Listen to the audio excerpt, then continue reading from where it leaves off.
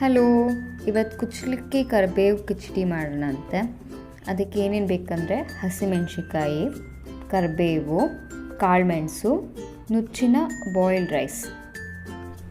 ಈಗ ಕುಕ್ಕರ್ಗೆ 1-2-3 ಡ್ರಾಪ್ಸ್ ಅಷ್ಟು ಆಯಿಲ್ ಹಾಕಿ, ಜಾಸ್ತಿ ಬೇಡ, ಸ್ವಲ್ಪ ಸಾಕು.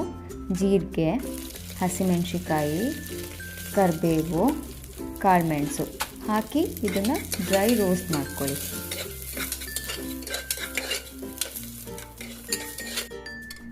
ಈಗ ರೋಸ್ಟ್ ಆಗಿರೋದನ್ನು ಮಿಕ್ಸರಿಗೆ ಹಾಕ್ಕೊಂಡು ಅದನ್ನು ರುಬ್ಕೊಂಡು ಇಟ್ಕೊಳ್ಳಿ ಸೈಡಲ್ಲಿ.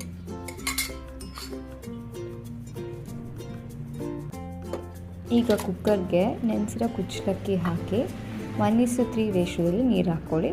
ಆಮೇಲೆ ಒಂದು ಸ್ವಲ್ಪ ಮೆಂತ್ಯಕಾಳು ಹಾಕಿ ಆ ಕುಕ್ ಆಗಿರೋ ರೈಸ್ನ ಸೈಡ್ ತಗೊಂಡು ಮತ್ತೆ ಅದೇ ಕುಕ್ಕರ್ಗೆ 1-2 ಡ್ರಾಪ್ಸ್ ಅಷ್ಟು ಎಣ್ಣೆ ಹಾಕಿ, ಆಮೇಲೆ ಇನ್ನೂ ಎಷ್ಟು ಬೇಕೋ ಅಷ್ಟು ತುಪ್ಪ ನೀವು ಹಾಕ್ಕೊಳ್ಳಿ. ಅದಾದಮೇಲೆ ನಾವು ಮಿಕ್ಸರ್ ಮಾಡಿದ್ವಲ್ಲ ಅದನ್ನು ಹಾಕಿ ಮತ್ತು ಒಂದೆರಡು ಹಸಿಮೆಣ್ಸಿಕಾಯಿ ಹಾಕಿ ಒಂದು ಸ್ವಲ್ಪ ಹಂಗೆ ಮಾಗಿಸ್ಕೊಳ್ಳಿ ಎಣ್ಣೆಯಲ್ಲಿ.